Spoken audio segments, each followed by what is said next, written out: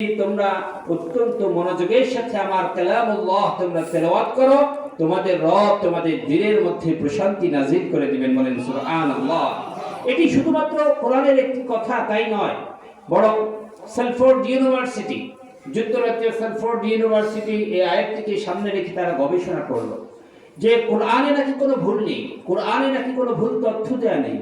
তাহলে যুক্তরাজ্যের সালফোর্ড ইউনিভার্সিটির গবেষকরা এই আয়াতকে পড়ে বলল যদি তাই হয় তাহলে কোরআন বলছে যে মানুষ যখন কোরআন শ্রবণ করে তার দিলের মধ্যে তার শরীরের মধ্যে প্রশান্তি নাজিল করে তাদের রব। তাহলে এটা নিয়ে আমরা একটু গবেষণা করি। তারা গবেষণা করার জন্য তারা 30 জন ব্যক্তি বাছাই করলো যাদের উচ্চ রক্তচাপ, হাই প্রেশার রয়েছে এবং অনিয়ন্ত্রিত হৃদকম্পন রয়েছে। এদেরকে বাছাই করলো 15 জন পুরুষ, 15 জন নারী, সর্বমোট হলো 31 জন। নাকি কয়জন হলো? 30 জন হলো। এই 30 জনকে তারা আলাদা আলাদা করে দুই ভাগে বিভক্ত করলো। দুই ভাগে বিভক্ত করার পরে দুটো হল রুমে ঢুকালো। একদলকে আধা ঘন্টা ধরে গান শোনালো, দুনিয়ার নাম করা সিঙ্গারদের সঙ্গীত শোনালো। ডিজে গান শোনানোর পরে তাদের সে আধা ঘন্টা পরে মেপে দেখলো তাদের উচ্চ রক্তচাপ এবং অনিয়ন্ত্রিত হৃদকম্পন আগে যে অবস্থায় ছিল এখন সেই অবস্থায় আছে, কোনো পরিবর্তন নেই।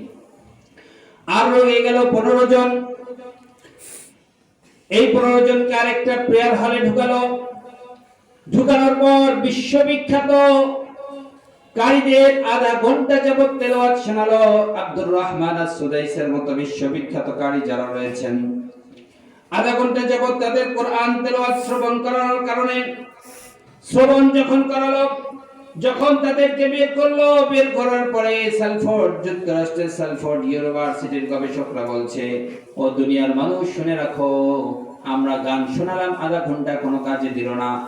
যেই রকম অনিয়ন্ত্রিত হৃদকম্পন ছিল সেই রকমই আছে, যে রকম উচ্চ রক্তচাপ ছিল, হাই প্রেসার ছিল তেমনই ছিল, কোনো পরিবর্তন দেখতে পাই নাই।